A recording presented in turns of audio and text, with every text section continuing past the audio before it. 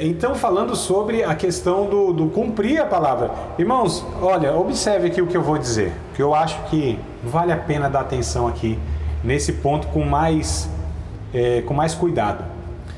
Eu tenho para mim o que nós sabemos. Estou falando nós aqui, inclusive, que estudamos aqui, né?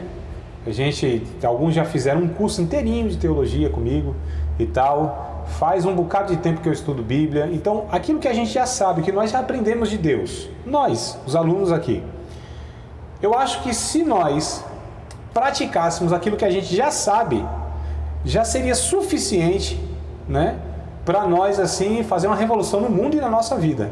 Se praticássemos, eu acredito que a gente nem tem tanta necessidade de aprender muitas outras coisas, porque na verdade é uma coisa básica, né? Então, o básico que Deus já nos ensinou, eu tenho para mim, né, na minha vida e na vida de vocês, que eu conheço a maioria de vocês, a compreensão que Deus já nos levou, questão básica da vida, do Evangelho, que Deus pede de nós, eu acho que isso já é suficiente.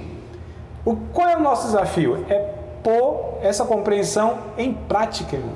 Esse é o grande desafio. Nós já sabemos que nós temos que viver uma vida de serviço, uma vida onde a gente precisa perdoar aquelas pessoas que ofendem a gente, que a gente precisa amar, porque essa é a marca do discípulo de Cristo, que a gente tem que viver uma vida de oração, a gente já sabe que tem que refletir na palavra, estudar a palavra e buscar cada vez mais, né, a palavra de Deus, a gente sabe que tem que viver uma vida de comunidade, a gente sabe que não pode confiar na gente mesmo, porque a gente não é confiável, enfim, a gente já sabe isso, Deus já nos ensinou essas coisas, para nós isso já é claro.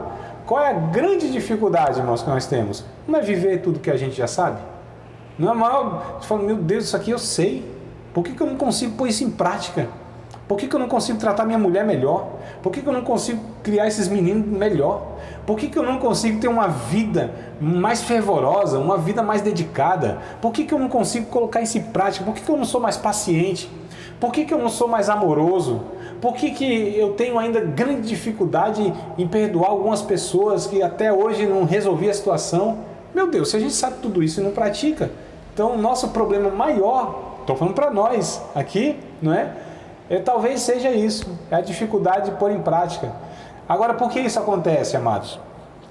Porque nós não somos autossuficientes.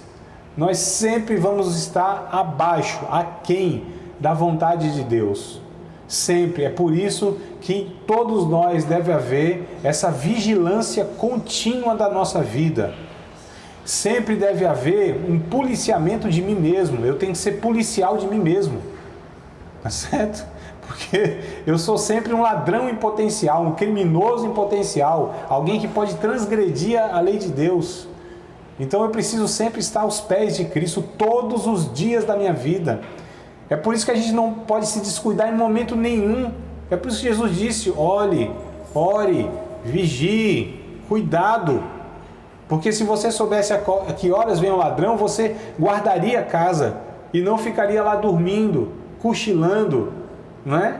Então há um alerta para nós aqui, na vida de Salomão, sendo Salomão quem foi o homem mais sábio, é lógico, fora Jesus, que não tem como comparar, mas entre os seres humanos, né, normais, comuns, não houve maior homem com tanta sabedoria como Salomão, e mesmo assim me parece que ele teve aí um fim trágico.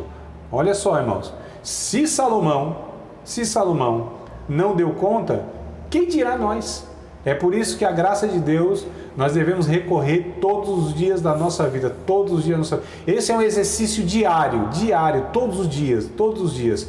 O dia que nós, ou quando nós começarmos a deixar as disciplinas espirituais, quando nós deixarmos de pensarmos e nos preocuparmos com a nossa salvação diariamente, amados, aí que começa o declínio, entendeu? Douglas, isso aí que você perguntou, eu acho que ele começou a sua descida, a sua queda, né? O seu declínio espiritual quando ele deixou de pensar isso. Então, quando um servo de Deus, uma serva de Deus, é displicente, é negligente, é omissa e deixa de se preocupar como algo na sua vida prioritário, a salvação em sua vida, aqui começa o declínio, irmãos. Se a pessoa não tomar cuidado, aí ela vai ladeira abaixo mesmo. Ela fala, nossa, mas como que essa pessoa, ela abandonou o evangelho? Uma pessoa exemplo, uma pessoa dedicada, sincera, honesta, porque muitas vezes foi se deixando, foi, ali negligenciando. Nós não confiamos em nós, não devemos confiar em nós. É o Espírito Santo, sempre o Espírito Santo, como eu disse, as coisas mais simples da vida, a gente precisa falar, Jesus, tem misericórdia, me guarda, me sustenta, me orienta. Eu não confio em absolutamente nada, eu não dou conta da minha vida, irmãos. Eu não dou conta de dar uma aula para vocês. Eu não dou conta, de orientar alguém em uma coisa mais simples. Eu não dou conta, o André não dá conta. Se o Espírito Santo não trabalhar em minha vida, não me sustentar, não me dar sabedoria, não me dar graça, a energia, o poder, a virtude, A Bíblia diz não por força, nem por violência, mas pelo meu Espírito, diz o Senhor. Então é isso, é simples, mas é isso. Inclusive são as coisas simples que Deus sempre nos recomenda e elas que fazem toda a diferença. A gente às vezes pensa que é uma coisa assim, muito complexa, não é? É simples, viver numa dependência de Deus, É simples, mas é um desafio. Não é que é simples, é fácil.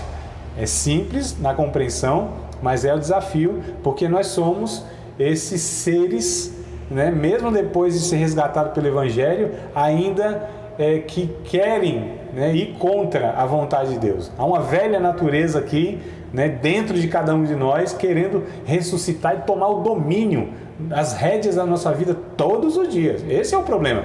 É que essa velha natureza nunca desiste, irmãos. Nunca.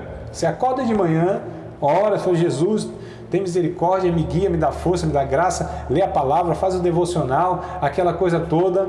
Mas depois do almoço, aí já parece que aconteceu alguma coisa lá que a velha natureza já quer, o velho homem e tal, já quer tomar as rédeas da vida e tudo mais. Então assim, é diariamente, é todo dia, todo momento, em todo lugar, o tempo todo, É Jesus. Eu estava conversando com os irmãos aqui, na outra turma de segunda-feira, e eu não sei qual era o assunto exato, mas eu falei, irmão, lembra daquela música que a gente cantava, eu quero Deus todo dia, toda hora e sem parar? Lembra? Tinha uma música assim? Eu quero Deus todo dia, toda hora e sem parar. E a irmã disse, no almoço e no jantar. Ou seja, em todo momento, Em todo momento.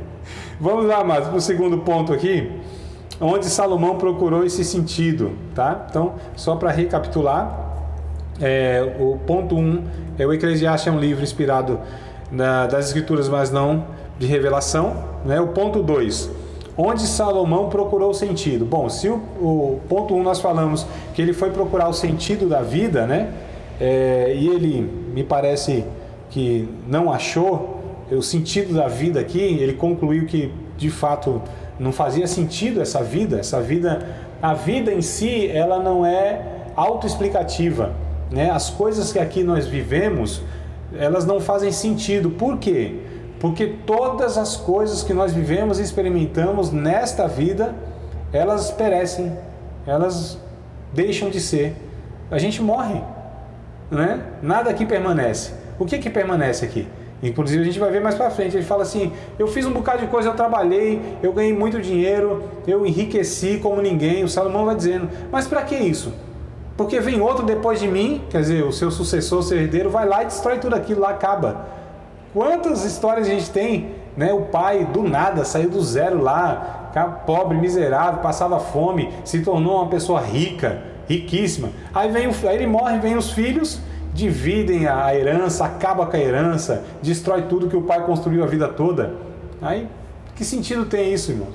Do que valeu a pena, Então ele vai discorrendo sobre essas questões aí. Então vamos lá. Onde Salomão procurou sentido?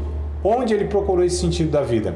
O capítulo 1, do verso 12 até o capítulo 6, verso 12, aqui é a metade do livro, tá? Então a gente vai falar agora sobre metade do livro, Esse segundo passo aqui.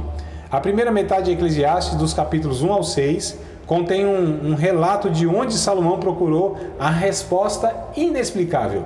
Então, do capítulo 1 ao capítulo 6, a gente vai dividir, na verdade, o livro em duas partes, Então, são 12 capítulos, capítulo 1 ao 6, depois do 7 ao 12.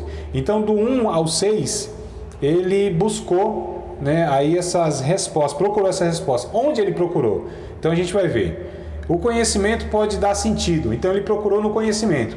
Ele pensou, bom, vou estudar, vou investigar, vou procurar me informar de tudo que existe. Vou saber, vou procurar entender o porquê de todas as coisas. Então ele buscou na sabedoria, no entendimento, na informação. Tem gente que acha que os problemas da vida dela vai resolver quando ela fazer uma faculdade, quando ela concluir curso, quando ela tiver conhecimento, quando ela desenvolver inteligência, né? As pessoas pensam que o problema é a ignorância. Não. Ele vai falar aqui, ó, do capítulo 1, tá? Do verso 12 ao verso 18. Vocês estão acompanhando aí no livro, não? Eclesiastes, capítulo 1, verso 12 ao verso de número 18. Então, onde ele buscou a explicação para o sentido da vida? No conhecimento, né? O conhecimento ele foi procurar. O conhecimento deve dar sentido para a vida. Então, capítulo 1, versículos de número 12 ao 18 vai falar isso, tá? Se vocês quiserem dividir. E aí ele vai falar o seguinte, ó.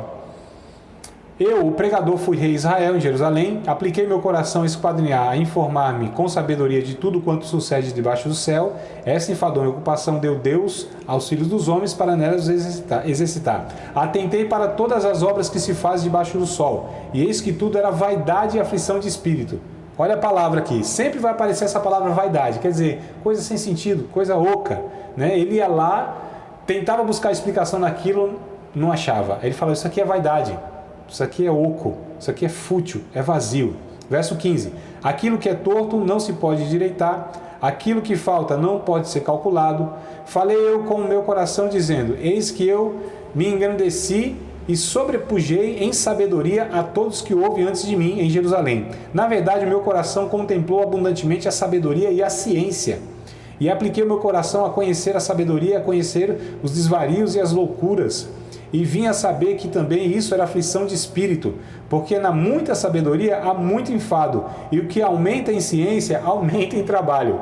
Ou seja, buscou no conhecimento, na sabedoria, e ele falou, eu fui mais sábio, tive mais conhecimento, ele entendia de biologia, entendia de engenharia, entendia de filosofia, entendia de tudo. Salomão era um filósofo, ele sabia de tudo, tinha informação de tudo. Tudo, irmãos. Tudo que vocês imaginarem. Ele sabia, ele conhecia os animais, ele sabia qual animal era o que ele comia, qual era as suas características, ele sabia sobre a astronomia, né? Sobre o cosmos, ele sabia sobre a fauna, sobre a flora, tudo. Ele era um filósofo. E ele disse, quanto mais eu tinha conhecimento, mais eu me encontrava em aflição de espírito. Quanto mais eu conhecia, mais angústia eu acumulava, mais trabalho eu tinha. Tem gente, irmãos, que assim, ela era feliz quando ela não conhecia algumas coisas, que depois começa a conhecer e ter clareza, né? Porque assim, os ignorantes, os alienados, me parece que eles estão despreocupados, não tem algumas aflições. Mas as pessoas que são mais informadas, mais esclarecidas, elas sofrem mais, muitas vezes. É o que Salomão vai dizer. Então não é o entendimento, não é o conhecimento, não é a sabedoria, não é a inteligência, não é a ciência que vai trazer sentido para a vida, não é eu conhecer as coisas, os mistérios, não. Isso só vai trazer mais trabalho, vai ser mais enfadonho, é o que ele conclui aqui. O segundo lugar onde ele busca a sabedoria, no prazer, né? O prazer pode dar sentido na vida, o capítulo 2, versículo 1 ao versículo 11. Então Salomão vai falar... Eu não vou ler não, tá? Se vocês anotem aí para vocês lerem depois, tá? Então, o segundo lugar onde ele busca sabedoria, né? Desculpa. O segundo lugar onde ele busca sentido para a vida. O primeiro foi a sabedoria e o segundo lugar que ele busca é o prazer. Então ele falou, bom, se eu experimentar de tudo quanto é prazer nessa vida, então, seja comida, né? Provar de tudo, das iguarias, imagina, tudo que tem aí de culinária, o prazer, né? Se eu tiver prazer sexual, se eu tiver aí mulheres, as mais bonitas, né? Que eu conseguir, se eu tiver o prazer, os prazeres que a vida pode dar, a fama, o dinheiro, o poder, o prazer sexual, enfim, o prazer, aquilo que me traz sensação de alegria. Tem gente que pensa que é assim, quando ela experimentar alguma coisa, né? Nós não temos essa falsa sensação. Quando eu tiver a casa própria, problema resolvido. tiver minha casinha própria, sair desse aluguel, oh meu pai, minha vida vai ser uma maravilha, vai acabar minhas angústias, né? Aí o cara consegue lá um APzinho de 42 metros quadrados, 48 metros quadrados, né? 2 quartozinhos, tal, um banheirinho ali apertado, e uma salinha e uma cozinha lá que você tem que entrar de frente e sair de costa porque não dá para virar. Fala, oh, aqui, minha casinha própria, meu APzinho e tal. Aí viu isso, nada, uma angústia do caramba, precisava de um carro. Quando Deus me der um carro, oh meu pai, minha angústia vai acabar. Eu aqui com essas 18 crianças tendo que sair para a igreja na chuva, não dá para fazer compra, tem que trazer naquela Kombi e tal. Então, quando der um carro o negócio vai melhorar. Tu tá dando risada de nervoso, eu acho aí, não é, mano? A gente sabe dessas coisas, né, mano? Eu te nervoso. Eu passo por dia de chuva aqui é complicado. Aí a gente não tem esse pensamento, rapaz, quando Deus preparar um carro, um veículo bom para levar todo mundo, a patroa e aquela coisa toda, aí não adianta, irmão. Não, mas quando tiver um salário assim que dá para pagar as contas, não vai precisar daquele negócio de ficar contando moedinha, atrasar a conta, embolar tudo e tal, não vai resolver a minha vida. Aí não, também não. Rapaz, tem dinheiro, mas eu preciso comprar uns negócios melhor aí, quando eu conseguir umas roupas assim, assado, quando eu conseguir fazer uma viagem com a patroa assim, lá para Cabo Frio, lá para Paraty, lá para o Nordeste, Jericoacoara, aí sim, quando eu conseguir fazer umas 2 viagens no ano, aí vai estar uma bênção. Irmãos, nunca vai ter fim, porque essas coisas não preenchem, os prazeres não preenchem a alma. Os prazeres não dão sentido à vida. Essas coisas, os bens adquiridos e tudo que a gente pode experimentar, isso não traz sentido para a vida. Quantas pessoas ricas, podres de ricas, se matam num desespero, se suicidam, são depressivas, né? E a gente fala assim, nossa, por que se matou? A pessoa tinha fama, tinha dinheiro, era rico, não sei o que, admirado. Aí você vai ver a angústia, o vazio que tinha na alma da pessoa, porque essas coisas não preenchem, né? Queridos, eu não consigo mais dar continuidade aqui por causa do horário. Você acabou de participar de mais uma aula de um dos nossos cursos do Seminário de Teologia, Vida Cristã, Palavra da Vida. Espero que tenha te abençoado, não só alargado o seu conhecimento teológico, mas que tenha também atingido o teu coração para que você possa a cada dia mais reproduzir a vida de Deus nas suas relações cotidianas. Se você ainda não é aluno oficial de um dos nossos cursos, se inscreva aqui no contato que vai aparecer do WhatsApp, também nos siga nas redes sociais, se inscreva no nosso canal, compartilhe à vontade e Deus te abençoe.